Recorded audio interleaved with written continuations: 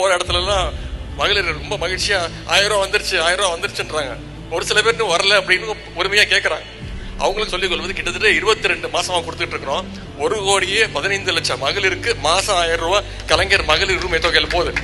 இப்போ தலைவர் திருப்பி அறிவிச்சிருக்காங்க. சில பேருக்கு விடுபட்டிருக்கு. வெகு விரைவில் அதுக்கான கேம்ப் நடத்தப்பட்டு அதுவும் சரிபார்க்கப்பட்டு தகுதியுள்ள மகளிர் அத்தனை பேருக்கும் மாசம் 1000 ரூபாய் விரைவில் வழங்கப்படும் தலைவர் அறிவிச்சிருக்கிறார். இப்படி மகளிராக இருக்கட்டும், மாணவர்களாக இருக்கட்டும், இளைஞர்களாக இருக்கட்டும், விவசாயிகளா இருக்கட்டும், இப்படி அனைத்து தரப்பினருக்கும் ஒவ்வொரு திட்டத்தையும் நம்முடைய தலைவர் அவர்கள் பார்த்து செஞ்சுட்டு இருக்கிறார். நான் உங்ககிட்ட கேட்டுக்கொள்வதெல்லாம் நமக்கு இன்னும் இளைஞரணி தலைமார்கள், அனைத்து அணி தலைமார்களும் நமக்கு இன்னும் அடுத்த ஒரு 8 மாசங்கள் 9 மாதங்கள் தான் இருக்கு.